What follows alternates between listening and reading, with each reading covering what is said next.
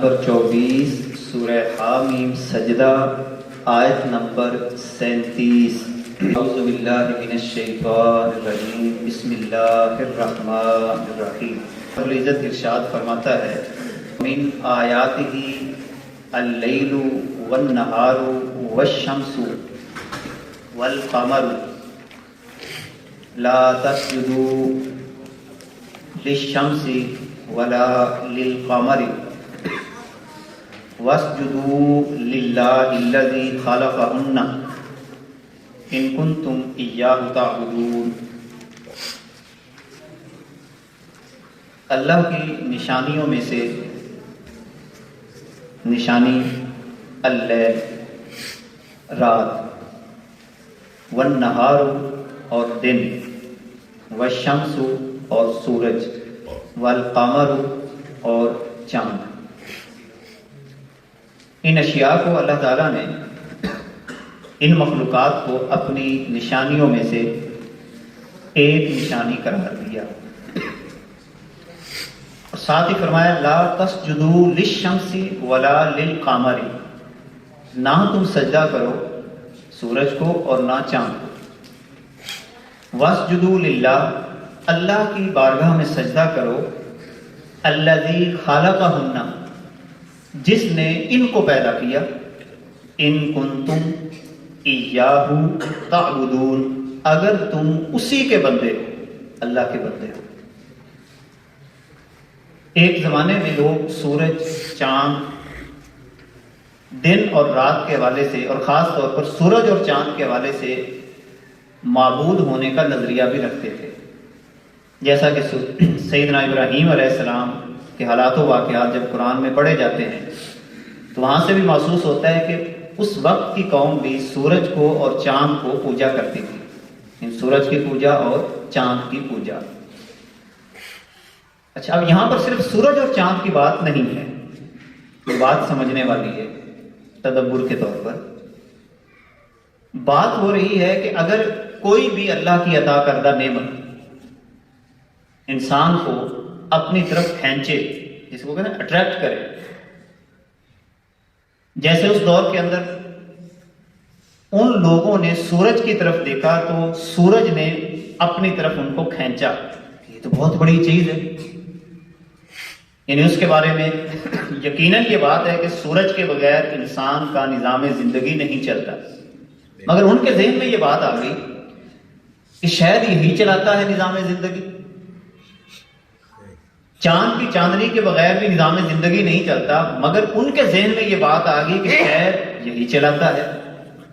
اسی لیے انہوں نے سورج اور چاند کو سجدہ کرنا شروع کر دیا۔ گویا کہ اللہ کی جتنی بھی مخلوقات ہیں، ان مخلوقات میں سے کوئی بھی مخلوق جس سے انسان متاثر ہو جائے اور متاثر ہو کر یہ نظریہ قائم کر لے کہ بس اسی کی وجہ سے نظام چل رہا ہے، اصل میں ان آیات کے اندر اس نظریے کی نفی کی گئی ہے۔ کوئی بھی چیز ہو سکتی ہے، آپ کسی شخص کے بارے میں یہ نظریہ قائم کر لیں کہ نظام اس کی وجہ سے چل رہا ہے۔ اب اللہ تعالیٰ فرماتا ہے کہ نہیں، الذی خلقہن، اس کو سجدہ کرو جس نے ان کو پیدا کیا۔ یعنی سورج کو پیدا کرنے والی ذات کے سامنے جھکنا ہے، سورج کے سامنے نہیں جھکنا۔ چاند کو پیدا کرنے والی ذات کے سامنے جھکنا ہے، چاند کے سامنے نہیں جھکنا۔ بالکل اسی طرح زمین رزق دیتی ہے، مگر زمین کو اپنا خدا نہیں بنانا۔ زمین عطا کرنے والی ذات اور زمین کی تخلیق کرنے والی ذات کے سامنے اپنا سر جھکانا ہے۔ سادہ انداز میں اس کو یوں بھی سمجھ لیا جائے، جو ان کنتم ایاہ تعبدون کا جملہ یہاں پہ اللہ تعالیٰ عطا فرما رہا ہے کہ اگر تم اسی کے بندے ہو، تو سادہ سے اس کا مطلب یہ ہے، میں اس کو ایک جملے میں یوں کہتا ہوں، بس تو ہی تو، بس تو ہی تو۔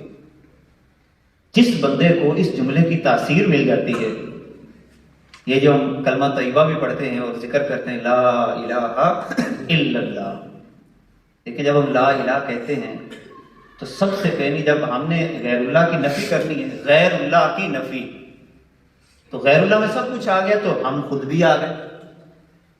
یعنی جب بندہ اللہ کا ذکر کرے، اللہ کو یاد کرے، اللہ کو سجدہ کرے تو اپنی ذات کو بھی پیچھے رکھ دے، بس تو ہی تو.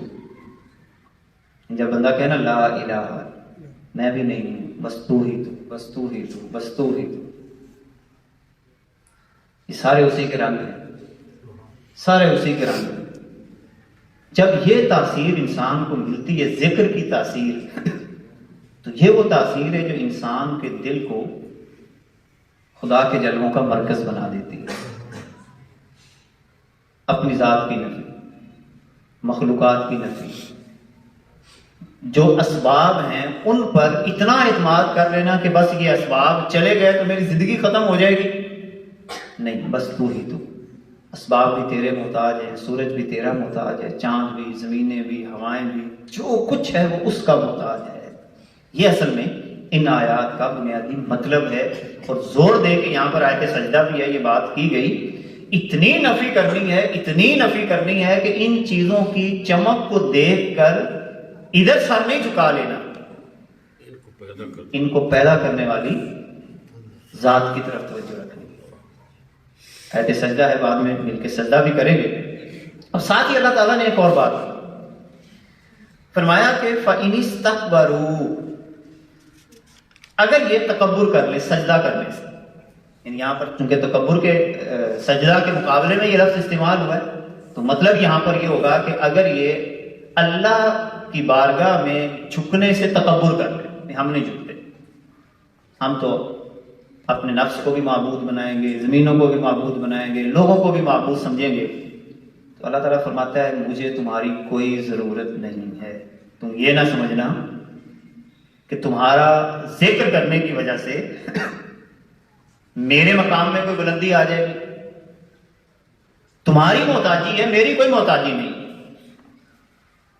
فَإِنِ اسْتَكْبَرُوا، اللہ تعالیٰ فرماتا ہے فَإِنِ اسْتَكْبَرُوا، اگر یہ انسان میرے سجدے سے منہ موڑ لیں، ساروں کی بات یہاں پہ کی، فَالَّذِينَ عِندَ رَبِّهِمْ، جو رب کے پاس مخلوق ہے یعنی فرشتے، یسبحون لہ باللیل والنہار، وہ رات اور دن اللہ کی تسبیح بیان کرتے رہتے ہیں. یسبحون مضارع کا صیغہ ہے، کرتے بھی ہیں، کرتے رہیں گے. تم نہ کرو، فرشتے اللہ کی تسبیح کر رہے ہیں، اللہ کی پاکی بیان کر رہے ہیں. وَهُمْ لَا يَسْأَمُونَ، اور وہ تھکتے بھی نہیں.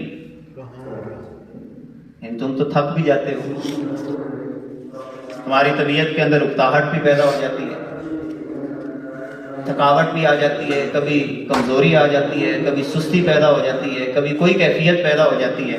تو اس حوالے سے فرمایا کہ وَهُمْ لَا يَسْأَمُونَ، وہ اکتاتے بھی نہیں. طرف توجہ رکھنی. آیت سجدہ ہے، بعد میں مل کے سجدہ بھی کریں گے.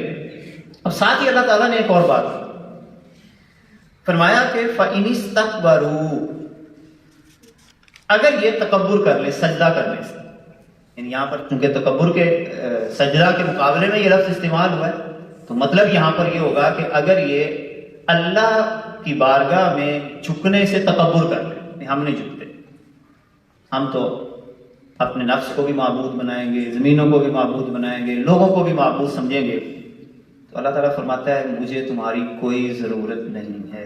تم یہ نہ سمجھنا کہ تمہارا ذکر کرنے کی وجہ سے میرے مقام میں کوئی بلندی آ جائے گی.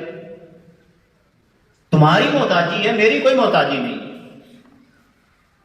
فَإِنِ اسْتَكْبَرُوا، اللہ تعالیٰ فرماتا ہے فَإِنِ اسْتَكْبَرُوا، اگر یہ انسان میرے سجدے سے منہ موڑ لیں، ساروں کی بات یہاں پہ کی.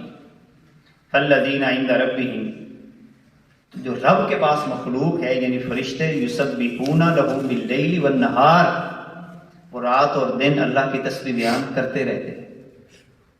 یسبحون مضارع کا صیغہ ہے، کرتے بھی ہیں، کرتے رہیں گے.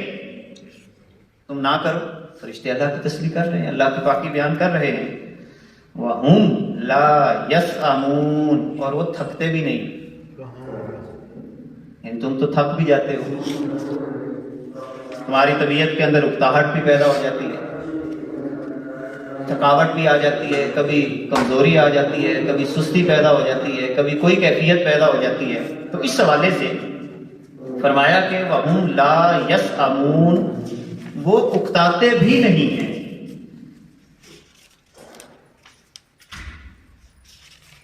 وَمِنْ آیَاتِهِ، بڑی کمال کی آیت ہے. اللہ کی نشانیوں میں سے ایک نشانی یہ بھی ہے اَنَّكَ تَرَى الْأَرْضَ، کہ تو زمین کو دیکھتا ہے. کیا دیکھتا ہے؟ خاشعۃ. خاشیہ کا ایک معنی ہے یہاں پر جو زمین کا جو ظاہری معنی کے اعتبار سے لیا جائے وہ کون سا ہے؟ خاشیہ، کہ سوکھی زمین، بے قدر زمین، اس کو بھی خاشیہ کہتے ہیں. ایسی زمین جس کی قدر نہ ہو، خاشیہ ہو گئی. جب بارشیں نہیں ہوتی تو بعد زمینیں بے قدر ہو جاتی ہیں. نشانی بڑی اللہ تعالیٰ نے دی اور بڑا گہرا سبب اس میں سکھایا ہے. اللہ کی نشانیوں میں سے یہ ہے کہ اَنَّكَ تَرَى الْأَرْضَ خَاشِعَةً فَإِذَا أَنزَلْنَا عَلَيْهَا الْمَاءَ، اور جب ہم اس پر پانی کو نازل کرتے ہیں، اہتزت، کیا ہو جاتی ہے؟ تر و تازہ ہو جاتی ہے. وربت، اور بڑھنا شروع ہو جاتی ہے، اس سے رویدگی اگنا شروع ہو جاتی ہے. اب اس آیت کے اندر ایک بات تو یہ واضح ہوئی کہ اللہ تعالیٰ بنجر زمین کو اپنی رحمت کے ساتھ، یعنی پانی کے ساتھ، یہ نشانی یہاں پر بیان کی، پانی کے ساتھ وہ کیا کرتا ہے؟ اس کو تر و تازہ کر دیتا ہے اور اس کو بڑھا دیتا ہے. اچھا، ایک معنی چونکہ خاشیہ کا مطلب بے قدر، کیا ہے؟ بے قدر. اور آپ نے یہ لفظ انسانوں کے لیے بھی استعمال ہوا ہے، مومنین کے لیے بھی استعمال ہوا ہے. فی صلاتہم خاشعون، فی صلاتہم خاشعون، کہ اپنی نمازوں میں خشوع کرتے ہیں. اب اگر یہ والا معنی لیا جائے، خشوع کا معنی بے قدر، یعنی جب اللہ کی بارگاہ میں حاضر ہوتے ہیں تو اپنی قدریں، وڈیائیاں، تکبر، اپنے آپ کو بے قدر کر کے اللہ کی بارگاہ میں پیش کرتے ہیں. یا اللہ میری کوئی قدر نہیں، میری کوئی قدر نہیں. علماء نے یہاں سے ایک اور بڑا پیارا نقطہ نکالا کہ اگر زمین جب بے قدری ہو گئی، یعنی اس نے اپنی قدر ختم کر لی، تو اللہ تعالیٰ نے اس پر اپنی رحمت یعنی پانی کو نازل کیا اور اس کو رویدگی عطا کر دی. اسی طرح جب بندہ اللہ کی بارگاہ میں اپنے آپ کو، وہی بات آ گئی لا الہ، جب اپنے آپ کو بے قدر کر لیتا ہے تو اللہ اپنی رحمت کے ساتھ اس کو بڑھا دیتا ہے. اپنی رحمت کے ساتھ اس بندے کو عروج عطا کرتا ہے. تو سادہ سا انداز اس آیت کے تحت یہ سمجھ لیں کہ اپنے آپ کو بے قدر کر لیں، اپنی قدر اللہ سے مانگیں، اللہ کے سامنے بے قدرے ہو جائیں. یا اللہ ہم کچھ بھی نہیں، لا الہ الا، لا الہ الا انت، لا الہ الا انت، لا الہ الا انت، کوئی نہیں صرف تو، کوئی نہیں صرف تو، تو ہی تو، سبحانک، تو پاک، انی کنت من الظالمین، میں تو ظالم ہوں، میں تو بڑی زیادتیاں کر کے آ گیا ہوں، بڑے گناہ کر کے، میں تو بے قدر ہوں، میری کوئی قدر نہیں ہے، تو ہی قدریں عطا کرنے کا. یہ وظیفہ جب حضرت یونس علیہ السلام نے کیا تھا، حالانکہ نبی، اللہ تعالیٰ نے آزمائش سے نکال دیا باہر، مچھلی کے پیٹ سے، یہی آپ وظیفہ کرتے رہے، لا الہ الا انت، میں بے قدر، بس تو ہی تو، بس تو ہی تو، بس تو ہی تو. اور یہ وظیفہ کیا کریں تنہائی میں بیٹھ کر، یعنی اپنی ذات کو بالکل ختم کرنے کی کوشش کریں، بس تو ہی تو، بس تو ہی تو. اس کا چرچا کریں، اس کی شان بولیں، اس کے چرچے کریں، اس کے گیت گائیں. میں تو کچھ بھی نہیں، نہ تھا، نہ ہوں، نہ ہوں گا. تو ہمیشہ سے ہے، ہمیشہ رہے، میری کوئی قدر نہیں ہے. مٹی میں چلے جائیں گے، کہانی ختم ہو جائے گی، مگر وہ ذات پھر بھی باقی، اس کی زمین باقی، اس کا آسمان. پھر ایک وقت آئے گا، کل من علیہا فان ویبقی وجہ ربک، سبحان، ہر چیز فانی، سورج فانی، چاند فانی، زمین فانی، کھیت کھلیان فانی، ہیرے جواہرات جن پہ ہم ناز نخرہ کرتے ہیں وہ فانی ہے، جسم فانی، الا وجہ، سوائے تیری ذات وہ باقی ہے۔ کسی اللہ والے سے کسی نے آ کے سوال کیا، حضرت میں آپ سے دوستی کرنا چاہتا ہوں، آپ کی صحبت میں رہنا چاہتا ہوں، تو اللہ والے ہی ہوتے ہیں، تو کہنے لگے کہ میں ہوں فانی، میری دوستی تیرے کام نہیں آئے گی، فانی کی دوستی نہ لگا، باقی کی دوستی لگا۔ فانیوں کے ساتھ دوستی لگانے کا کیا فائدہ، باقی کے ساتھ دوستی لگا۔ بس یہ وہ مقام ہے، یقین جانے محنت کرنا پڑتی اس مقام کو حاصل کرنے کے لیے، مگر جب مل جاتا ہے تو انسان اس دنیا سے بہت اوپر ہو کے سوچتا ہے، بہت اوپر چلا جاتا ہے۔ میں حقیقت بیان کر، بہت اوپر چلا جاتا ہے، وہ ان ساری چیزوں سے آزاد ہو جاتا ہے۔ وہ کہتا ہے یہ زمین، وہ زمین سے بھی اوپر، وہ قرہ زمہریر، وہ اوپر جا کے دیکھتا ہے، بس یہ ہے، میں وہاں پہ کدھر ہوں، نظر ہی نہیں آئے گا۔ ذرا جائزہ لیں، اتنی بڑی کائنات میں آپ تھوڑا سا اوپر، چند کلومیٹر اوپر چلے جائیں، اوپر سے ہم نظر آئیں گے؟ کچھ بھی نہیں۔ سمجھ یہی چیز ہے، کچھ بھی نہیں ہے۔ یہاں پر ہم محسوس کرو اتنی بڑی دنیا اور پتہ نہیں کیا ہے، میری وجہ سے جہان آباد ہے، میں بڑی شہر، میں فلاں، وہ تھوڑا سا اوپر جا کے دیکھیں، اوپر سے کچھ بھی نظر نہیں آئے، کچھ بھی نظر نہیں آئے گا۔ تو یہ وہ مقام ہے۔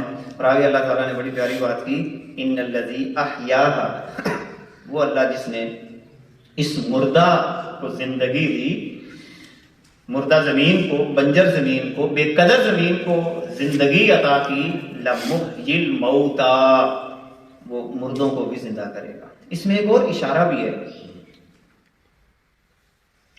تفسیر صوفیانہ کے تحت۔ ایک تو اشارہ ہے کہ قیامت کے دن مردوں کو زندہ کرے گا، اور دوسرا اشارہ یہ ہے کہ بعض دفعہ ہم کسی بھی شخص کے بارے میں سمجھتے ہیں یہ بندہ بنجر ہے، یہ نہیں ٹھیک ہو سکتا، یہ سوچ بھی غلط ہے۔ یہ سوچ انسان کے لیے خود بہت بڑی روحانی رکاوٹ ہے کہ خدا نخواستہ کسی شخص کے بارے میں یہ نظریہ، مجھے کیا پتا اپنے مستقبل کا یا اس کے مستقبل۔ جس بندے نے وہ حدیث پڑھی ہے وہ تو یہ نظریہ کبھی بھی نہیں بنا سکتا نا، کہ اللہ کے نبی صلی اللہ علیہ وسلم فرماتے ہیں کہ ایک بندہ ساری عمر نیک عمل کرتا رہتا ہے، پھر ایسا اس پر کوئی کیفیت آتی ہے کہ وہ برے اعمال میں پڑ جاتا ہے، پہلے جنت کے بالکل قریب ہوتا ہے، اللہ تعالیٰ اسے جہنم میں بھیج دیتا ہے۔ اور ایک بندہ ساری عمر گناہ کرتا رہتا ہے یہاں تک کہ جہنم کے قریب ہوتا ہے، آخری وقت میں ایسے عمل کر جاتا ہے کہ اللہ اسے جنت میں داخلہ دے دیتا ہے۔ تو میں کون ہوتا ہوں کسی کے بارے میں فیصلہ کروں یا یہ ٹھیک نہیں ہو سکتا ہے؟ یہ اصل میں ہماری اپنی روحانی رکاوٹ ہوتی ہے، بہت بڑی روحانی رکاوٹ ہے۔ تو صوفیاء نے یہاں پر بڑا پیارا اشارہ لکھا ہے کہ اگر وہ بنجر زمین کو دوبارہ زندگی دے سکتا ہے تو بنجر لوگوں کو دوبارہ زندگی نہیں دے سکتا۔ ان سے امید بھی نہ ہو وہ اللہ کے ولی ہوں اور ہم بالکل پیچھے کے پیچھے رہ جائیں۔ تو ان الذی احیاھا لمحیی الموتیٰ انہ علی کل شیء قدیر، انہ علی کل شیء قدیر، وہ ہر چیز پہ ہر کچھ کر سکتا ہے، ہر چیز پہ قادر، میرے رکاوٹیں ہیں نا، وہ سب کچھ کر سکتا ہے۔ ان الذین یلحدون فی آیاتنا، وہ لوگ جو ہماری آیتوں میں ٹیڑھے پن تلاش کرتے ہیں۔ ٹیڑھے پن سے کیا مراد ہے؟ آیت سنی اور اس میں اپنے مفہوم نکالنے کی کوشش کی، اپنے مطالب نکالنے کی کوشش کی، نہیں اس کا مطلب یہ ہے، اس کا مطلب یہ ہے۔ اللہ فرماتا ہے لا یخفون علینا، وہ ہم سے چھپے ہوئے نہیں، جو میری آیات کے اندر اپنے مطلب اپنے مفہوم نکالنے کی کوشش کرتے ہیں وہ ہم سے چھپے ہوئے نہیں ہیں۔ آفا من یلقا فی النار خیر ام من یاتی آمنا یوم القیامہ، کیا وہ بندہ جو جہنم کی آگ سے بچا لیا گیا وہ بہتر ہے؟ تو کیا جو آگ میں ڈالا جائے گا، آفا من یلقا فی النار، تو کیا جو آگ میں ڈالا جائے گا وہ بہتر ہے یا وہ بہتر ہے من یاتی آمنا یوم القیامہ، جو قیامت کے دن امن کے ساتھ ہے۔ اب اس سے ایک بات یہ بھی ثابت ہوئی کہ قیامت کے دن کچھ لوگ قیامت کے دن بھی امن کے ساتھ ہیں، کتنا بھیانک دن ہے، مگر اس کے باوجود اللہ تعالیٰ کیا فرما رہا ہے؟ ام من یاتی آمنا یوم القیامہ، جو قیامت، یعنی ایک تو وہ ہے نا جو جہنم میں ڈال دیا گیا، کیا وہ بہتر ہے یا وہ بہتر ہے جو قیامت کے دن بھی امن کے ساتھ اٹھایا جائے گا؟ یعنی ایک تو ہے ابھی قیامت کا دن ہوگا، پھر حساب کتاب ہوگا، پھر جنت اور دوزخ ہوگی، یہ تقابل بیان کیا جا رہا ہے کہ ایک بندے کو تو جہنم میں پھینکا جا رہا ہے اور دوسرا بندہ وہ ہے جس کو قیامت کے دن بھی امن کے ساتھ اٹھایا جائے گا، کیا وہ بہتر ہے ہی نہیں بہتر؟ تقابل پیش کیا جا رہا ہے۔ اور ایک بات اور اللہ نے کہا ٹھیک ہے تمہیں سمجھ نہیں آتی، میں تو تمہیں سمجھا رہا ہوں کہ یہ اچھی ہے، یہ بری ہے، یہ سیدھا راستہ ہے، اے معلوم معاشر، پھر جو مرضی کرو، اے معلوم معاشر، تم جو چاہے جی میں آئے کرو، میرا تو پھر بھی کچھ نہیں بگڑے گا، فساد کرو میرا پھر بھی کچھ نہیں بگڑنا، تمہارا اپنا بگڑنا ہے، حرام کی طرف جاؤ گے تمہارا اپنا بگڑنا، فساد پیدا کرو گے تمہارا اپنا بگڑنا۔ اِنَّهُ بِمَا تَعْمَلُونَ بَصِيرٌ، بے شک جو تم عمل کرتے ہو وہ دیکھ رہا ہے، دیکھ رہا ہے، دیکھ رہا ہے، تنہائی کا گناہ وہ بھی دیکھ رہا ہے۔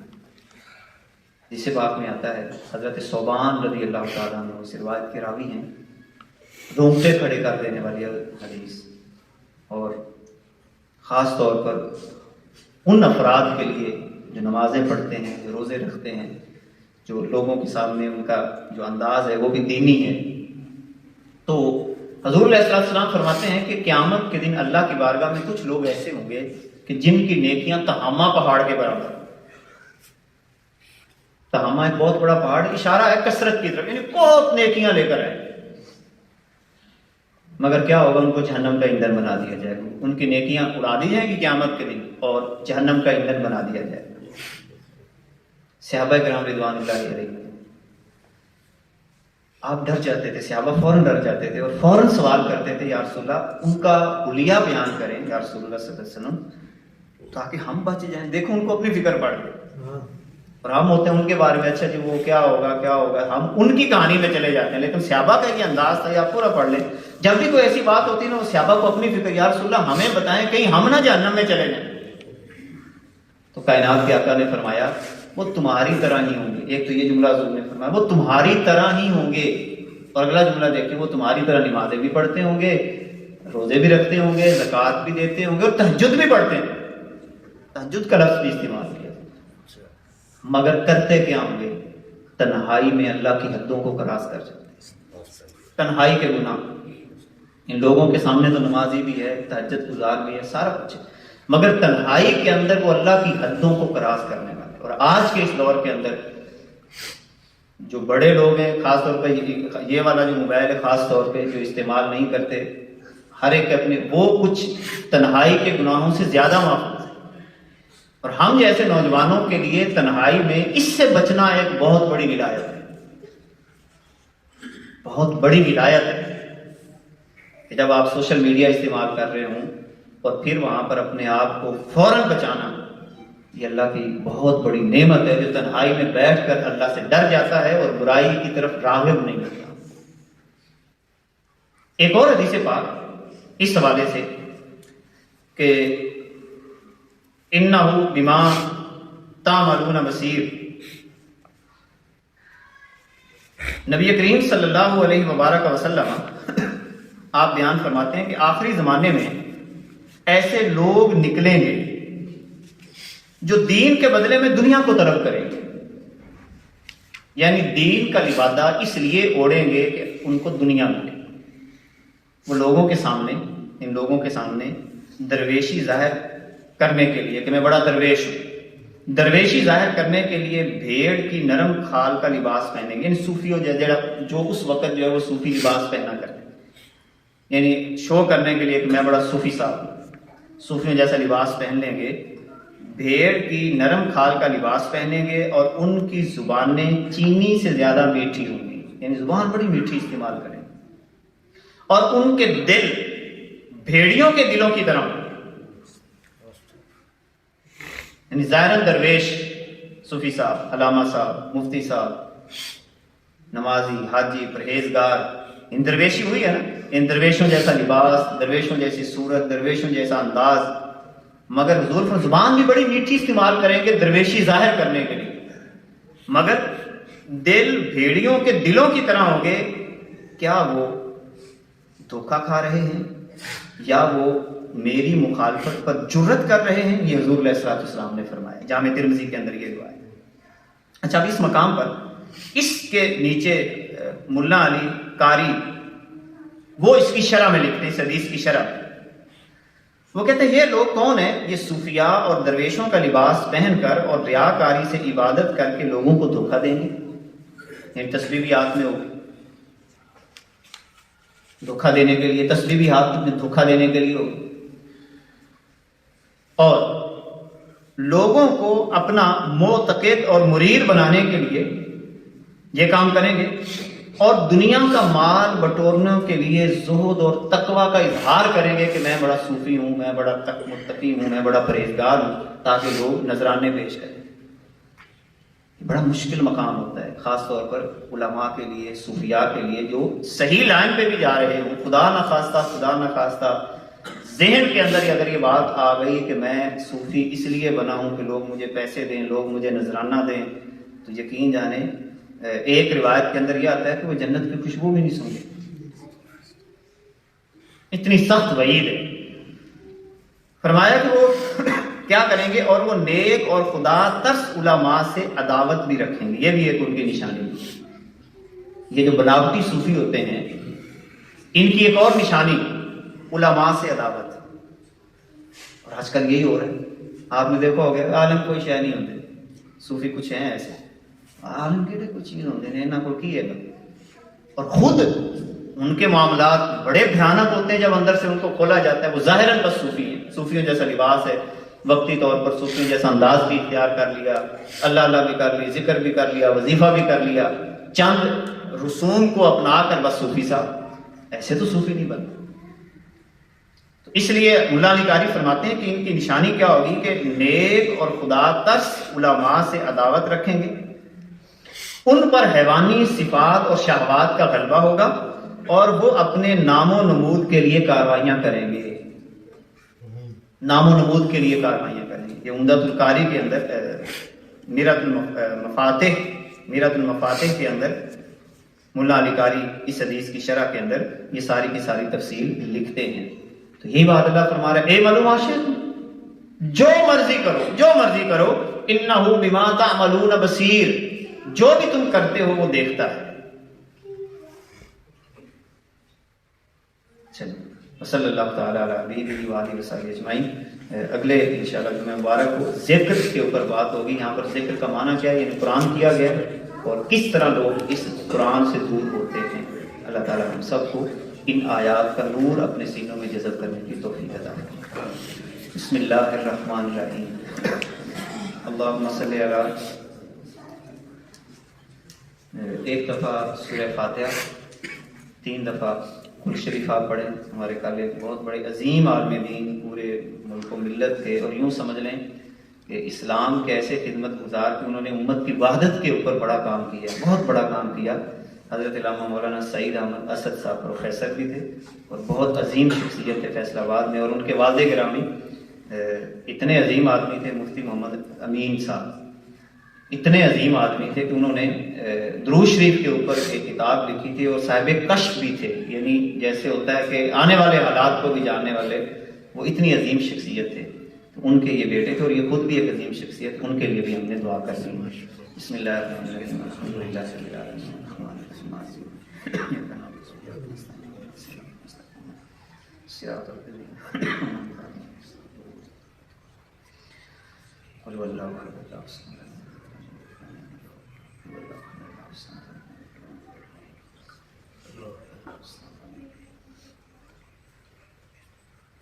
بسم اللہ الرحمن الرحیم. اللہم صلی علی سیدنا و حبیبنا محمد مبارک وسلم وسلم علیہ. اے پیارے اللہ کریم، جو کچھ پڑھا گیا، جو کچھ سنا گیا، قرآن مقدس کی تفسیر ہوئی، اس کا ثواب حضور علیہ الصلوۃ والسلام کے توسط سے حضرت علامہ مولانا سعید احمد اسد رحمۃ اللہ تعالی علیہ کی روح پاک کو پیش کرتے ہیں. قبول فرما. اے پیارے اللہ، آپ کی دینی خدمات کو اپنی بارگاہ میں قبول فرما. غلطیوں کوتاہیوں سے درگزر فرما. آپ نے امت کی وحدت کے لیے کام کیا، قبول فرما۔ قرآن مقدس کی تفسیر پہ کام کیا، قبول فرما۔ کتنے لوگوں کے دلوں کو حق کی طرف موڑا، اے پیارے اللہ ان کی ان کاوشوں کو، محنتوں کو قبول فرما دے۔ ان کے صدقے ہمارے حال پہ بھی رحم فرما، اے اللہ ان کے صدقے ہمارے حال پہ رحم فرما۔ اے پیارے اللہ ان بزرگوں کی روحانی توجہات نصیب فرما۔ اے پیارے اللہ، اے پیارے اللہ کریم، ہمارے جتنے اعزاء اقربا ایمان کی حالت میں اس دنیا میں چلے گئے، سب کی قبروں پر اپنی رحمتوں کا نزول فرما، قرآن مقدس کا نور عطا فرما۔ ساحل یا الہی کل صابن بحرمت سید الابرار صلی اللہ تعالی علی حبیبہ و آلہ و اصحابہ اجمعین۔